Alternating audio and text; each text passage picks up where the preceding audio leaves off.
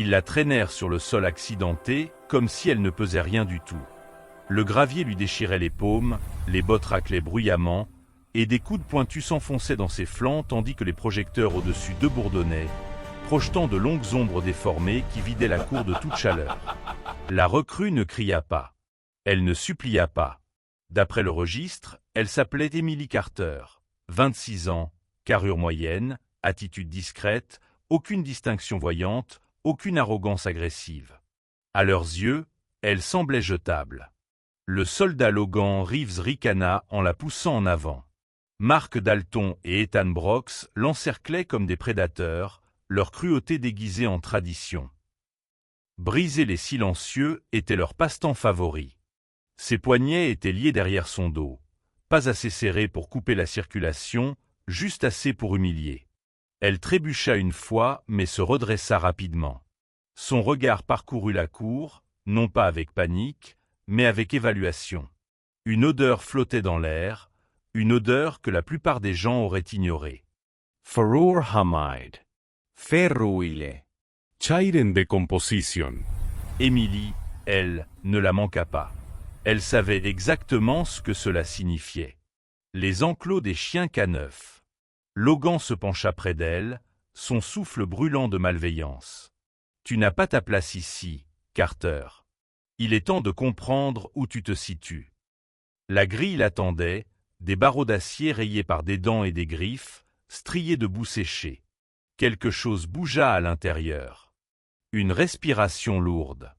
Puis un grondement profond roula vers eux, bas et menaçant, comme un tonnerre rampant sur le sol. Dalton Surratt. Il n'a pas mangé depuis 3 jours. On dit qu'il n'hésite pas, ajouta Ethan, comme pour sceller son destin. La grille s'ouvrit. Ils la poussèrent à l'intérieur et la refermèrent brutalement, le fracas résonnant avec une irrévocabilité glaciale. Le grondement s'intensifia.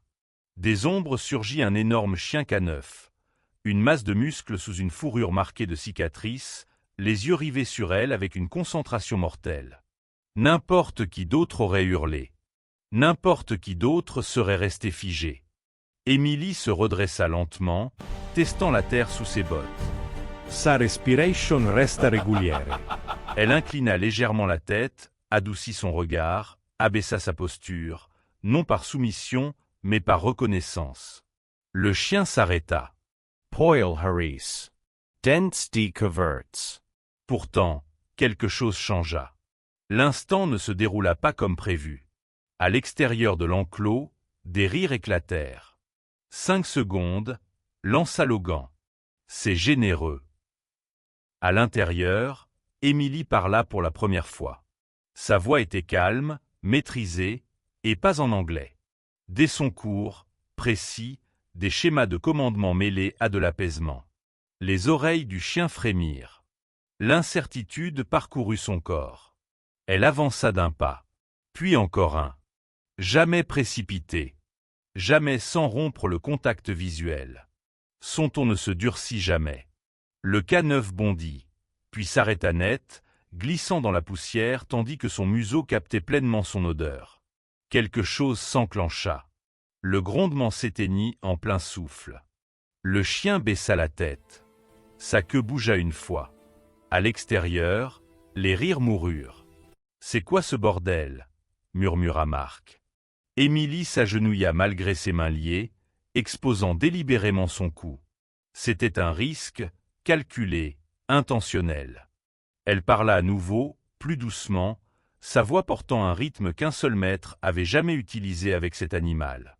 Le K9 s'approcha lentement, renifla sa joue, puis posa son immense front contre sa poitrine, laissant échapper un gémissement grave, sans la moindre trace de violence. Un silence brutal s'abattit sur la cour. Logan recula du grillage, titubant. C'est impossible. Emily ferma brièvement les yeux, appuyant son front contre celui du chien pour se recentrer tandis que les souvenirs affluaient, des mois d'entraînement brutal, des blessures, une confiance forgée dans la douleur et la discipline. Elle rouvrit les yeux et les fixa droit à travers les barreaux. « Il s'appelle Rex », dit-elle calmement, « et vous avez fait une grave erreur. » Rex s'assit devant elle, se positionnant comme un bouclier, bloquant tous les angles. Son regard brûlait d'un avertissement clair. Plus personne ne riait.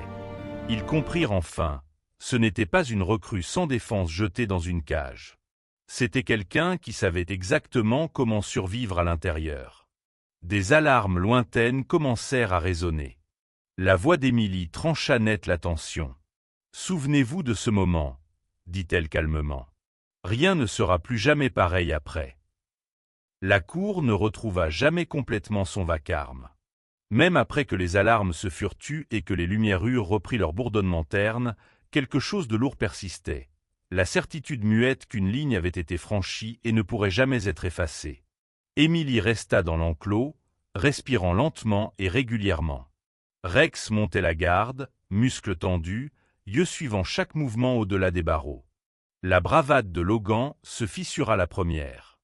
Il tenta d'en rire, mais le son sonnait creux. « Ça doit être un truc, » marmonna-t-il. Marc ne parvenait pas à croiser son regard. Ethan recula, paume à moitié levée, comme si l'acier et les conséquences n'avaient aucun poids face aux chiens devant eux. Émilie se releva, époussetant la poussière de ses genoux. Sa voix était plate, maîtrisée. « Ouvrez la grille, » dit-elle. « Ce n'est pas une demande. » Rex se déplaça à ses côtés, attendant, une confiance absolue. La grille ne s'ouvrit pas immédiatement. Les secondes passèrent. Des regards s'échangèrent. La réalité s'imposa. Le jeu qu'il pensait contrôler venait de se retourner complètement. Quand la grille grinça enfin en s'ouvrant, Émilie sortit la première. Rex resta collé à son côté, plus agressif, mais indéniablement protecteur. Elle s'arrêta à quelques pas d'eux, étudiant chaque visage. Peur, culpabilité, déni à nu. « Vous vouliez m'apprendre ma place, » dit-elle doucement. « Voici la leçon. Ne sous-estimez jamais quelqu'un simplement parce qu'il n'affiche pas sa force. » Logan tenta de répondre, mais un grondement d'avertissement de Rex le fit taire instantanément. Un simple geste de la main d'Émilie, et le chien se tut, les yeux toujours fixés sur Logan. « Rex m'a été assigné bien avant que vous connaissiez mon nom, » poursuivit-elle. « Je l'ai entraîné quand personne d'autre n'y arrivait. Je l'ai géré quand tout le monde reculait. Et vous avez pensé que l'affamer et m'enfermer avec lui tournerait à votre avantage. » Ces mots n'étaient pas forts, mais ils frappaient durement. Des pas résonnèrent au fond de la cour. D'autres arrivèrent, leur confusion se muant en choc en découvrant la scène. Le célèbre K9 assis calmement à côté de la soi-disant recrue, les fauteurs habituels réduits au silence. Émilie inspira lentement, non par peur, mais pour contenir une colère qu'elle refusait de libérer. « Ce n'est pas une vengeance, » dit-elle. « C'est une question de responsabilité. » Elle s'agenouilla pour vérifier Rex, ses mains se déplaçant avec une précision experte, murmurant des mots destinés à lui seul. Il lécha ses doigts une fois, sa queue frappant doucement la terre. Lorsqu'elle se releva, sa voix porta plus loin. « Ce que vous avez fait ce soir aurait pu tuer quelqu'un. Pas moi. Je savais survivre dans cet enclos. Mais la prochaine personne que vous mettrez à l'épreuve pourrait ne pas en être capable. » Logan explosa, la colère cherchant à masquer sa panique. « Tu crois que ça te rend spécial ?» Émilie ne sia pas. « Non, » répondit-elle. « Ça me rend responsable. » Le silence suivit, épais, suffocant. Pas de cris, pas de coups. Juste la prise de conscience écrasante que l'équilibre du pouvoir avait changé, et ne reviendrait pas en arrière. Plus tard, alors que la cour se vidait et que Rex marchait calmement aux côtés d'Émilie, des murmures les suivaient. L'histoire changerait, grandirait, serait exagérée, mais la vérité resterait. La recrue silencieuse n'a jamais été faible. Et le chien n'a jamais été une arme à maltraiter. À la porte de sortie, Émilie s'arrêta et se retourna une fois. « Souvenez-vous, » dit-elle doucement, « la vraie force n'a pas besoin de permission. » Rex se retourna lui aussi, le regard vif, défiant quiconque d'oublier. Si cette histoire vous a touché, n'oubliez pas de vous abonner à Gros Fort Justice, parce que des récits comme celui-ci nous rappellent pourquoi l'équité, le respect et la responsabilité comptent. Et bien d'autres histoires puissantes sont encore à venir.